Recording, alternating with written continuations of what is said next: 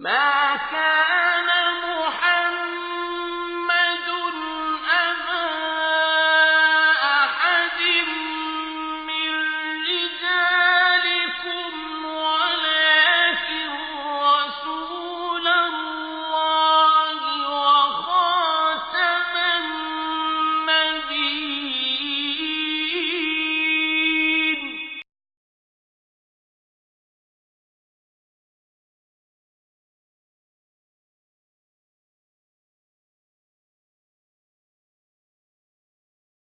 الحمد لله رب العالمين والصلاة والسلام على سيد الرسل وخاتم النبيين سيدنا ونبينا ومولانا محمد صلى الله عليه وسلم وعلى آله وصحبه أجمعين. أما بعد فأعوذ بالله من الشيطان الرجيم. بسم الله الرحمن الرحيم. ما كان محمد أبا أحد من رجالكم ولكن رسول الله وخاتم النبيين. وقال النبي صلى الله عليه وسلم الدین النصیحہ، دین بھلائی ہے۔ ہمارے اس سلسلے کا یہ 14واں مقالہ ہے جس کا عنوان ہے لفظ خاتم اور خاتم النبیین ترکیب کا مفہوم و مدلول۔ اس بارے میں ہم نے پہلی قسطوں میں چند آیات قرآنیہ پیش کی تھیں جو خاتم النبیین کے مفہوم کو متعین کرتی ہیں۔ اسی سلسلے کی 11ویں آیت اللہ تعالیٰ کا ارشاد گرامی ہے وَمَا أَرْسَلْنَاكَ إِلَّا رَحْمَةً لِلْعَالَمِينَ، سورۃ الانبیاء 107 آیت نمبر۔ ہم نے آپ کو تمام جہانوں کے لیے رحمت بنا کر بھیجا ہے۔ یہ آیت 2 وجہوں سے عقیدہ ختم نبوت اور مفہوم خاتم النبیین بمعنی آخری نبی پر دلالت کرتی ہے۔ پہلی وجہ یہ کہ اس میں جناب محمد الرسول اللہ صلی اللہ علیہ وسلم کو باری تعالی خطاب فرما رہے ہیں اور آپ کی عمومی بعثت کو بیان کیا جا رہا ہے کہ آپ تمام جہانوں کے لیے رحمت ہیں، جس سے یہ امر لازم ہے کہ ایسی عظیم ہستی جس کی نبوت تمام جہانوں کے لیے ہو اور اس کی ذات تمام جہانوں کے لیے رحمت ہو، یہ ہستی صرف آخری نبی ہی کی ہستی ہو سکتی ہے۔ دوسری وجہ، اس آیت نے اللہ تعالیٰ کے پختہ فیصلہ کا اعلان فرما دیا ہے کہ جناب محمد الرسول اللہ صلی اللہ علیہ وسلم ہی کی ذات گرامی تمام جہانوں کے لیے رحمت ہے۔ انہی پر تمام جہان کے انسانوں کو ایمان لانا ضروری ہے۔ ان سبھی کی نجات آپ کو ماننے میں مضمر ہے۔ دارین میں سعادت کی ضمانت ہے۔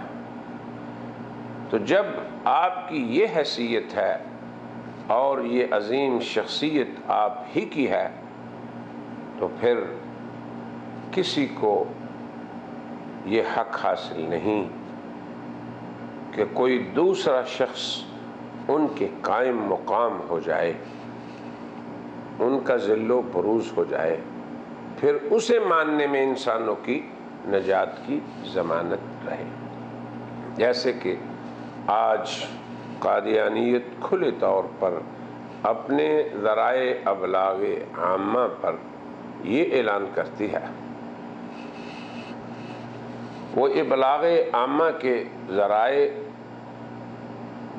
پر یوں اعلان کرتی ہے کہ دنیا کا امن اور انسانیت کی نجات آسمانی مبعوث مرزا غلام احمد کی ذات کو قبول کرنے سے وابستہ ہے۔ اگر معاذ اللہ یہ بات درست ہو تو حق تعالی شانہ کا اس آیت میں، جسے ہم نے کہا کہ یہ رحمت للعالمین والی آیت ہے، تو معاذ اللہ پھر یہ اعلان غلط ثابت ہوا۔ جب اللہ تعالیٰ نے رحمت للعالمین کا وصف جناب محمد رسول اللہ کے لیے خاص فرما دیا اور اپنے قرآن میں اس کا اعلان فرما دیا، تو اب حق صرف اور صرف یہی ہے کہ انسانیت کی کامیابی صرف آن حضرت صلی اللہ علیہ وسلم کی اطاعت میں ہو۔ پھر عالمین کے لیے مبعوث ہونے والی ہستی جناب محمد رسول اللہ ہی کی ہستی ہے۔ کسی دیگر آسمانی مبعوث کا اعلان چاہے وہ قادیانیت کرے یا کوئی دیگر اور، یہ لغو و باطل امر ہے۔ اللہ تعالیٰ کے جناب محمد الرسول اللہ صلی اللہ علیہ وسلم کے رحمت للعالمین ہونے کے اعلان کرنے کے بعد پوری صراحت سے یہ بات ثابت ہو گئی کہ آپ کے بعد کوئی ہستی ایسی نہیں جس پر بطور نبوت، بطور آسمانی مبعوث کے ایمان لانا انسانوں کا واجب ہو، اور جس کا انکار اللہ کے ہاں کفر ٹھہرے، پھر انسانیت کی سعادت اس کے ساتھ وابستہ ہو۔ لہذا آیت رحمت للعالمین نے اپنے مضمون کے طور پہ یہ ثابت کر دیا کہ جناب محمد رسول اللہ جو خاتم النبیین ہیں، وہ اس معنی میں خاتم النبیین ہیں کہ وہ آخری نبی ہیں جن کے بعد کوئی نبی نہیں۔ خاتم النبیین کے مفہوم کی شرح میں قرآن حکیم کی 12ویں آیت باری تعالیٰ کا یہ ارشاد ہے، اعوذ باللہ من الشیطان الرجیم، ومن یشاقق الرسول من بعد ما تبین له الهدى ویتبع غیر سبیل المؤمنین نولہ ما تولى ونصلہ جہنم وساءت مصیرا۔ یہ سورہ نساء کی 115ویں آیت ہے۔ ارشاد باری تعالیٰ ہے، جو کوئی رسول کی مخالفت کرے اس کے بعد جب حق اس پر ظاہر ہو جائے، پھر وہ غیر مومنین کے راستے کی اتباع کرے، تو ہم ایسے شخص کو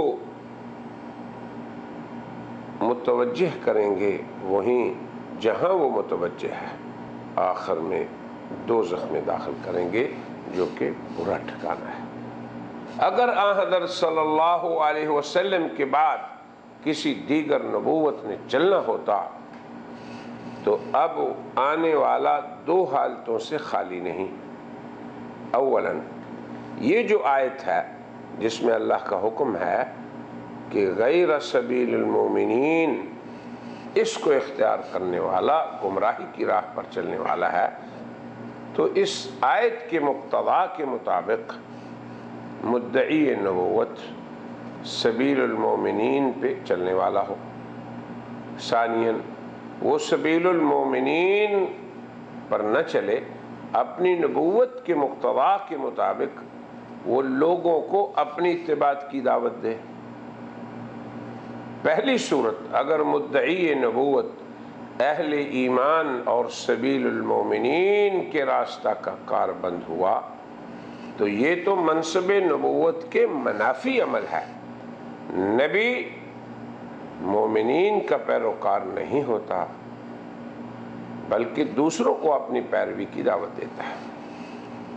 ارشاد باری تعالیٰ ہے، وَمَا أَرْسَلْنَا مِن رَّسُولٍ إِلَّا لِيُطَاعَ بِإِذْنِ اللَّهِ، ہم نے کوئی رسول ایسا نہیں بھیجا مگر یہ کہ وہ اللہ کے حکم سے دیگر کا مطاع ہو، یعنی دوسرے لوگ اس کی پیروی کریں، نہ کہ وہ دیگر کی پیروی کریں۔ لہٰذا اس آیت نے بتایا کہ حضرت خاتم النبیین صلی اللہ علیہ وسلم کے بعد سبیل المومنین کا تارک شخص ربانی وعید کا مستحق ہے۔ تو اب سبیل المومنین کا تارک جب روانی وعید کا مستحق ہوا تو پھر مدعی نبوت کا کیا بنے گا؟ تو دوسری صورت یہ ہے کہ اگر وہ کسی کا مطیع نہیں، یعنی سبیل المومنین کو وہ اختیار کرنے والا نہیں، تو مذکورہ انجام اس کا وہ مستحق ہے۔ پھر اگر وہ مدعی نبوت بھی ہو اور مطاع بھی نہ بنے تو وہ بلا حاجت نبی ٹھہرا، کیونکہ نبی تو مطاع ہوتا ہے، لوگ اس کی پیروی کرتے ہیں، وہ مومنین کی پیروی نہیں کرتا۔ تو یہ امر بھی حکمت الہی کے خلاف ہے کہ وہ بغیر ضرورت کے کسی کو نبی بنا دے۔ لہذا جناب محمد رسول اللہ صلی اللہ علیہ وسلم کے بعد مدعی نبوت ہر دو صورتوں میں خائب و خاسر ہی ہوگا۔ اگر وہ مومنین کے راستے پہ نہ چلے تو تب بھی اللہ کی وعید کا مستحق ٹھہرا، اور اگر وہ مطاع نہ بنے تو تب بھی اس کی نبوت لغو ٹھہری۔ یعنی سبیل المومنین کا مطیع نہ ہوا تو پھر اللہ کا یہ فیصلہ ہے نولیہ ما تولی ونصلہ جہنم۔ اور مسلمان بالاجماع اس عقیدے پر قائم ہے کہ حضرت خاتم النبیین صلی اللہ علیہ وسلم اللہ کے آخری نبی ہیں، ان کے بعد انسانیت کو کسی نئی نبوت کی ضرورت ہی نہیں۔ اور اگر وہ مطاع نہیں مطیع ہے تو پھر وہ لغو نبی ٹھہرا۔ لہذا ہم قادیانی حضرات کو بھی دعوت تعمل دیتے ہیں کہ وہ بھی اس باب میں، یعنی حضور اکرم صلی اللہ علیہ وسلم کے آخری نبی ہونے میں سبیل المومنین ہی کو اختیار کر لیں اور اسے ترک کر کے اس وعید سے خود بھی بچیں اور اپنے اہل و عیال کو بھی بچائیں جو کہ سبیل المومنین کے تارکین کے لیے قرآن حکیم نے تحریر فرمائی ہے۔ اسی سلسلے کی 13ویں آیت کہ جناب محمد رسول اللہ خاتم النبیین ہے، اس معنی میں کہ وہ آخری نبی ہیں جن کے بعد نبی نہیں۔ ثلۃ من الاولین وقلیل من الآخرین۔ الواقعہ، یہ سورۃ الواقعہ کی 13ویں اور 14ویں آیت ہے، جس کا ترجمہ یہ ہے کہ وہ پہلوں میں کثیر اور پچھلوں میں قلیل ہیں۔ اس آیت کریمہ میں الآخرین یہ کلمہ امت محمدیہ پر بولا گیا ہے۔ یہ وہ امت ہے جن کے نبی آخری نبی ہیں، یہ وہ امت ہے جو آخری امت ہے۔ تو یہ دونوں امر بھی جناب محمد رسول اللہ کے خاتم النبیین کے اس مفہوم کو متعین کرتے ہیں کہ آپ آخری نبی ہیں اور آپ کی امت آخر الامم ہے۔ ابن جریر طبری اس کی تفسیر میں فرماتے ہیں اللہ جل ذکرہ نے پہلی امتوں سے کثیر جماعت کا اور امت محمدیہ میں سے قلیل کا ذکر فرمایا، اور یہ بھی بتایا کہ وہ امتوں میں سے آخری ہیں کیونکہ ان کے نبی حضرات انبیاء علیہم السلام میں آخری ہیں۔ یہی پوری امت مسلمہ کا عقیدہ اور ایمان ہے۔ ہم ابنائے ملت قادیانیت کو نصیحت کرتے ہیں کہ وہ امت مسلمہ کے اس اجماعی عقیدہ کو اختیار کر کے خیر امت کی صف میں شامل ہو جائیں۔ قرآن و سنت اس باب میں یقیناً امت مسلمہ کی تائید میں ہے۔ امت کے مفسرین اور وہ حضرات جنہیں قادیانیت مجددین کہتی ہے وہ بھی اسی عقیدے پہ قائم رہے۔ یاد رکھیں امت کے دھارے سے نکلنا اور سلف صالحین کے مسلک سے ادھر ادھر ہو جانا کبھی کسی شخص کے لیے مفید ثابت نہ ہوگا۔ خاتم النبیین کے مفہوم کی تعیین میں سورہ واقعہ کی اس آیت ثلۃ من الاولین اور اس کے بعد ثلۃ من الآخرین، جس کے اندر پہلوں میں بھی کثیر اور آخرین میں بھی کثیر کا ذکر ہے، یہ 39ویں اور 40ویں آیت ہے۔ اس میں پہلوں اور پچھلوں ہر دو کی کثرت کا بیان ہے، یعنی ایک آیت پہلے گزری جس میں تھا ثلۃ من الاولین وقلیل من الآخرین، پھر اس کے بعد یہ دو آیتیں آئیں ثلۃ من الاولین وثلۃ من الآخرین۔ پہلی دو آیتیں ثلۃ من الاولین وقلیل من الآخرین یہ سورہ واقعہ کی آیت نمبر 13 اور 14 ہیں، اور پھر اگلی دو آیتیں ثلۃ من الاولین وثلۃ من الآخرین یہ سورہ واقعہ کی 39ویں اور 40ویں آیت ہے، جس کا مطلب یہ ہے کہ وہ پہلوں میں سے کثیر ہیں اور آخرین میں بھی کثیر ہیں۔ اس آیت میں پہلوں اور پچھلوں ہر دو کی کثرت کا بیان ہے۔ اللہ تعالیٰ کا امت محمدیہ کو آخری امت قرار دینے کا اعلان اس بات کی دلیل ہے کہ ان کے نبی آخری نبی ہیں، کیونکہ امت کی تشکیل ہی امت کے نبی کی نسبت سے ہوتی ہے۔ اس آیت میں پہلوں کی کثرت ثلۃ من الاولین، پہلوں میں سے کثیر میں کثیر اور آخروں میں سے بھی کثیر۔ مفسرین نے اس کا خلاصہ یہ لکھا ہے کہ پہلی امتیں اہل جنت میں مجموعی طور پر کثیر تعداد میں ہوں گی، اور امت محمدیہ بذات خود ان کے مجموعے سے تو کم ہوگی مگر اپنی خود حیثیت اور عدد کے اعتبار سے یہ بھی بہت ہوں گے۔ تو ان دونوں مواقع بیان کو اس طرح مفسرین نے باہم ربط ان میں بیان کیا ہے، یعنی ثلۃ من الاولین وقلیل من الآخرین، آخرین یعنی وہ امت جو آخری امت ہے اس کا پہلی تمام امتوں کے مجموعی طور پہ ان کی کثرت اور ان کی قلت کا بیان ہے۔ پھر دوسری دونوں آیتوں میں پہلوں اور پچھلوں دونوں کی کثرت کا بیان ہے، تو یہ دونوں اس طرح جمع ہوں گے کہ یہ امت اپنی تعداد میں بھی بہت ہے،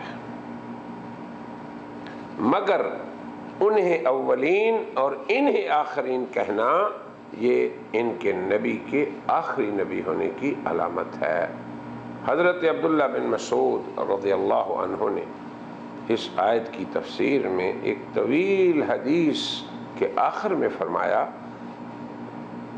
کہ میں نے جناب محمد رسول اللہ صلی اللہ علیہ وسلم سے سنا ہے، آپ فرما رہے تھے کیا تم راضی ہو کہ پورے اہل جنت کا ربع یعنی چوتھائی حصہ تم ہو؟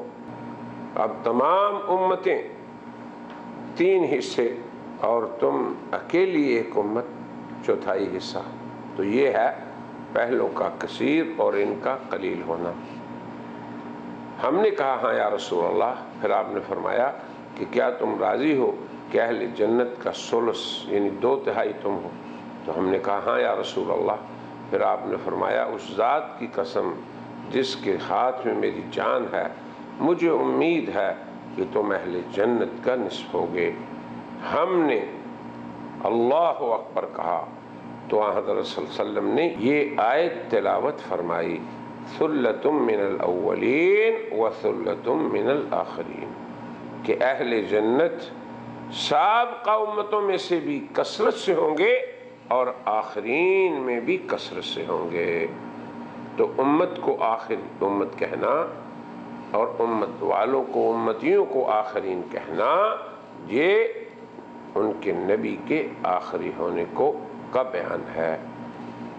اسی طرح حضور اکرم صلی اللہ علیہ وسلم کی خاتم النبیین کی یہ شرح کہ آپ آخری نبی ہیں، اس سلسلے میں 15ویں آیت ارشاد ربانی ہے، أَلَمْ نُهْلِكِ الْأَوَّلِينَ ثُمَّ نُتْبِعُهُمُ الْآخِرِينَ۔ یہ سورہ مرسلات کی 16ویں اور 17ویں آیت ہے۔ کیا ہم نے اولین کو ہلاک نہیں کر دیا، پھر ہم ان آخرین کو ان کے پیچھے لائیں گے۔ اس ارشاد گرامی کی تفسیر میں جملہ مفسرین نے لکھا ہے کہ اولین سے مراد تمام سابقہ امتوں کے کفار ہیں جو حضرت خاتم النبیین صلی اللہ علیہ وسلم کے زمانہ بعثت سے پہلے گزرے، اور آخرین سے مراد امت محمدیہ کے کفار ہیں، یعنی ہم نے ان کو بھی ہلاک کیا اور ان کو بھی ہم ایسے ہی ہلاک کریں گے۔ اللہ کی یہ وعید انبیاء حضرات کے معارضین اور منکرین کے لیے ہے۔ اس آیت میں بھی، یعنی ان دونوں آیتوں میں بھی، لفظ اول نے لفظ آخر کا مفہوم متعین کر دیا۔ جب اولین پہلی امتیں ہیں اور آخرین آخری امت کے لوگ ہیں تو ان کے نبی انبیاء میں آخری نبی ہیں۔ اس آیت کا مفہوم یہی ہوگا کہ ہمارا معاملہ پہلے منکرین اور آخری منکرین ہر دوروں کے بارے میں انہی کی ہلاکت کا ہے۔ تو جس طرح اللہ تعالیٰ نے ہمیشہ اپنے انبیاء کے معارضین کو اس دنیا میں سزا دی، اسی طرح اللہ جناب محمد رسول اللہ کے معارضین کو بھی یہ سزا دیں گے، اور وہ یہ الم نہلک، کیا ہم نے انہیں ہلاک نہیں کیا؟ تو جناب محمد رسول اللہ صلی اللہ علیہ وسلم کے آخری نبی ہونے کی یہ آیت وضاحت کر رہی ہے، کیونکہ آپ کی امت آخرین ہے۔ اسی سلسلے کی 16ویں آیت حق تعالی شانہ کا یہ فرمان ہے، وَإِن تَسْأَلُوا عَنْهَا حِينَ يُنَزَّلُ الْقُرْآنِ تُبْدَ لَكُمْ۔ اگر تم ان کے بارے میں نزول قرآن کے وقت پوچھ لو تو تم پر ظاہر کر دیا جائے۔ اس آیت میں اشیاء کے بیان کے بارے میں یہ ارشاد گرامی حین ينزل القرآن، یہ قید کہ جب قرآن کریم کے نزول کا وقت ہو، تو یہ قید بڑھانے کا مطلب یہ ہے کہ نزول قرآن کے بعد کوئی ذریعہ وحی کی صورت نہیں ہوگی، یا احکام شریعت کے، احکام ربانی کے بیان کا قرآن کے بعد کوئی دیگر ذریعہ وحی نہیں ہے۔ تو جب قرآن پہ انقطاع وحی ربانی ہو گیا تو محبت قرآن جو ہے وہ حق تعالی شانہ کے آخری نبی ہے۔ یہ خاتم النبیین کا مفہوم ہے۔ اسی سلسلے کی 17ویں آیت یہ ہے، هو الذی ارسل رسولہ بالہدی ودین الحق لیظہرہ علی الدین کلہ۔ یہ سورۃ الفتح میں بھی ہے، سورہ توبہ میں بھی ہے، سورہ صف میں بھی ہے۔ اللہ تعالی وہی ہے جس نے اپنا رسول ہدایت اور دین حق کے ساتھ بھیجا تاکہ تمام ادیان پر اسے غالب کر دے، یعنی حق وہی ہے جسے محمد رسول اللہ صلی اللہ علیہ وسلم لے کر آئے، اور اس کی غرض تمام ادیان پر اس کا غلبہ ہے۔ تو وہ حق جسے باری تعالیٰ تمام ادیان پہ غالب فرمائیں گے تو اسے لانے والا تمام انبیاء کا آخری نبی ہے، جس کے بعد اللہ کی طرف سے کوئی نبی یا رسول نہیں آنے والا۔ تو ہم نے ان چند آیات قرآنیہ کو بئی طور ترتیب دیا کہ ہر ذی عقل و شعور اتنی بات تو سمجھ لے کہ حق تعالی شانہ کے نزدیک قرآن حکیم کے بیان کے مطابق جناب محمد رسول اللہ صلی اللہ علیہ وسلم کی ذات گرامی کے خاتم النبیین ہونے کا مفہوم یہ ہے کہ آپ آخری نبی ہیں۔ تو خاتم النبیین کو کسی دیگر مفہوم پہ محمول کرنا یہ کھلا الحاد فی آیات اللہ ہے۔ قرآن حکیم کے نازل کرنے والے کی اس عالی مرتبت اعزاز سے کیا مراد ہے؟ یعنی یہ اعزاز کہ جناب محمد رسول اللہ خاتم النبیین ہیں، صرف یہی ہے کہ یہ صاحب اعزاز آخری نبی ہے۔ خود جناب محمد رسول اللہ صلی اللہ علیہ وسلم پر یہ ارشاد گرامی نازل ہوا اور وہ اس سے کیا سمجھے تھے؟ یہ آیت خاتم النبیین حضرات صحابہ کو کیا سمجھ آئی؟ پھر اس کے بعد تابعین اور پوری امت مسلمہ کے علماء، عوام اور خواص حضرت صلی اللہ علیہ وسلم کے خاتم النبیین ہونے سے صرف اور صرف یہی سمجھے کہ آپ آخری نبی ہیں، آپ کے بعد نبوت کا سلسلہ بند ہے، وحی ربانی منقطع ہو چکی۔ قرآن حکیم کی آیات سے جناب نبی اکرم صلی اللہ علیہ وسلم کے آخری نبی ہونے پر مزید تفصیل کے لیے حضرت مفتی محمد شفیع صاحب رحمہ اللہ، مفتی اعظم پاکستان کی کتاب ختم نبوت کا مطالعہ مفید رہے گا۔ ہمارے ایک فاضل نوجوان ساتھی جناب مولانا محمد سیف الرحمن صاحب جو گجرانوالہ میں مدرس ہیں پاکستان میں، انہوں نے قرآن حکیم کی 114 صورتوں میں سے ہر صورت سے جناب محمد رسول اللہ صلی اللہ علیہ وسلم کی ختم نبوت پر استدلال کیا ہے۔ یہ بھی اردو میں ہے، مفتی صاحب کی کتاب بھی اردو میں ہے، اور یہ ہمارے جو ساتھی ہیں مولانا محمد سیف الرحمن صاحب، ان کی کتاب بھی اردو میں ہے۔ یقیناً ہر دو کتابوں کا مطالعہ اس موضوع پہ مفید رہے گا۔ اب ہم نے جو تفصیل ذکر کی، اس کے بعد ہم پھر اجمال کی طرف جاتے ہیں کہ عربی زبان میں لفظ خاتم کی وضع اور لغت میں اس کے استعمال ہر دو سے اس لفظ کا معنی صرف اور صرف آخری ہی نکلتا ہے۔ قرآن حکیم میں خاتم النبیین یہ وصف تمام انبیاء میں سے صرف اور صرف جناب محمد رسول اللہ صلی اللہ علیہ وسلم ہی کا اعزاز خاص ہے۔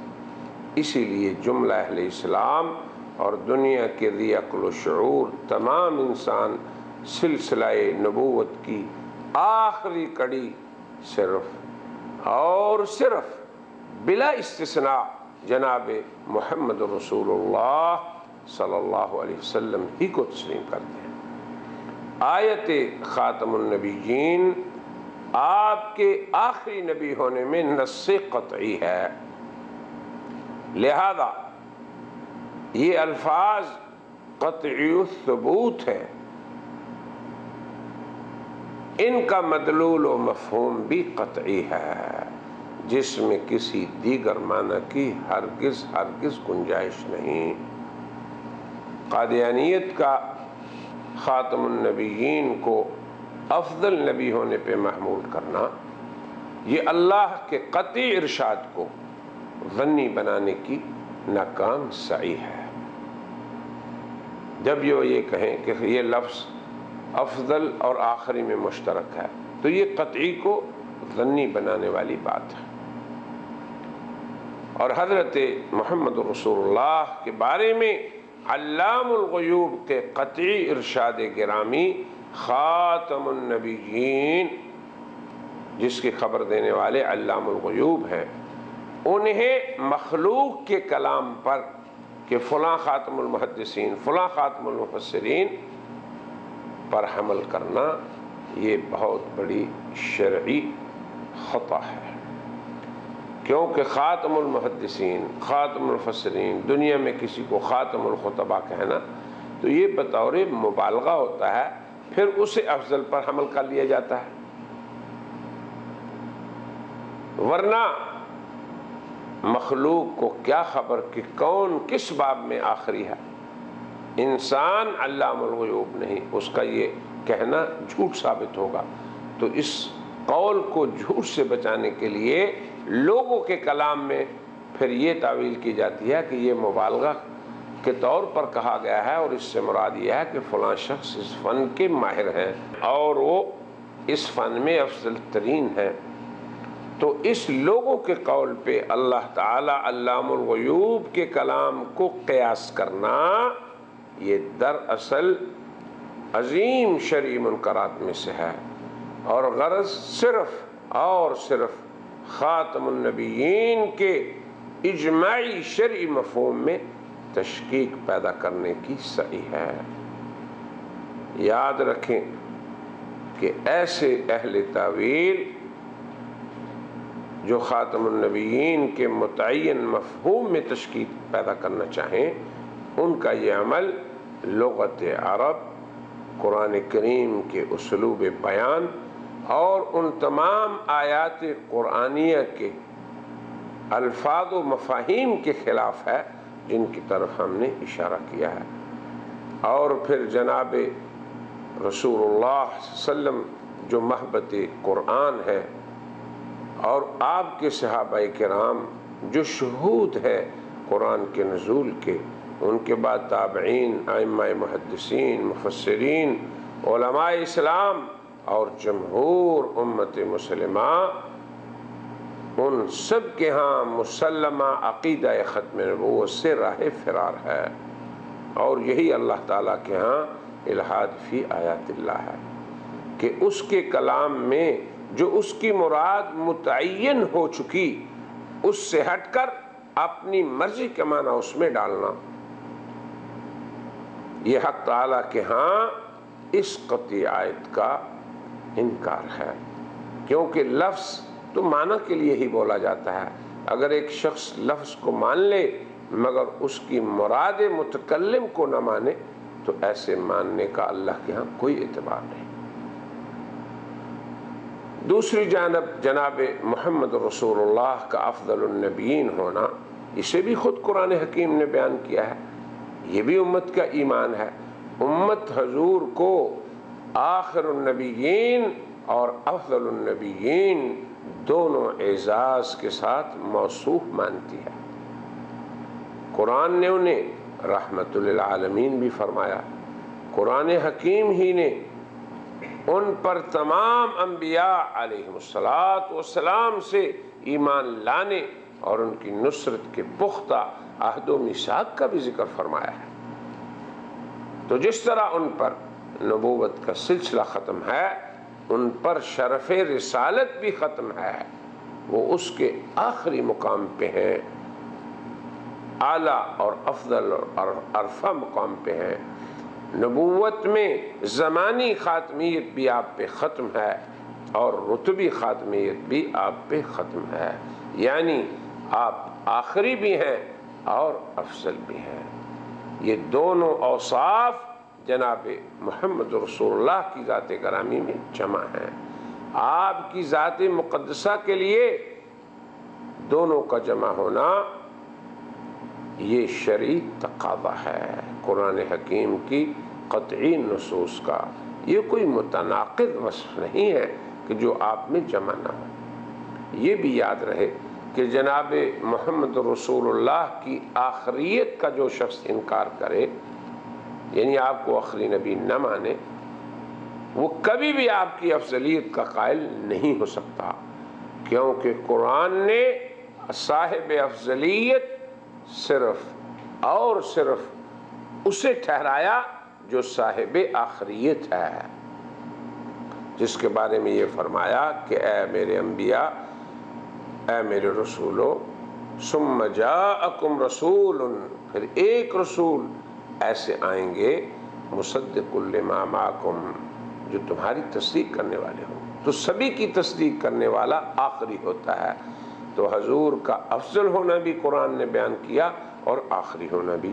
لہذا یہ صریح کذب ہے اور دجل ہے کہ کوئی شخص یہ کہے کہ میں آپ کو آخری تو نہیں مانتا مگر افضل مانتا ہوں۔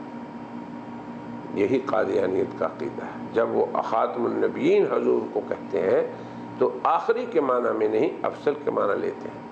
اس لیے ہم پر یہ واجب ہے کہ ہم اس امر کو عوام و خواص پر خوب واضح کر دیں کہ جناب محمد رسول اللہ صلی اللہ علیہ وسلم کی افضلیت پر ایمان اس وقت قابل قبول ہوگا جب آپ کی آخریت پر بھی ایمان ثابت ہو چکا ہو۔ اور یہی قرآن حکیم کی ان تمام آیات کا محصل ہے جو ہم نے لفظ خاتم اور خاتم النبیین کی ترکیب کی تعیین میں بیان کی ہے۔ اللہ تعالیٰ کے ارشاد خاتم النبیین، اس میں وارد لفظ خاتم کو افضل پر حمل کرنے کی قادیانی غرض اور اس پر رد کی تفصیل کے لیے بھی ہمارا مستقل ایک مقالہ ہے کہ خاتمیت کو افضل پر حمل کرنے کی غرض و غایت کیا ہے۔ اس کا مطالعہ نہایت مفید ہوگا۔ یہاں تک ہم نے آیات قرآنیہ، لغت عرب، ان دونوں سے حضرت صلی اللہ علیہ وسلم کے خاتم النبیین بمعنی آخر النبیین ہونے کو بیان کیا ہے۔ آج کے اس سلسلے کو ہم اسی پہ ختم کرتے ہیں۔ اس کے بعد ہم آپ کی نبوت اور خاتم النبیین بمعنی آخری نبی ہونے کو جناب رسول اللہ صلی اللہ علیہ وسلم کی احادیث سے ثابت کریں گے۔ وآخر دعوانا ان الحمد للہ رب العالمین۔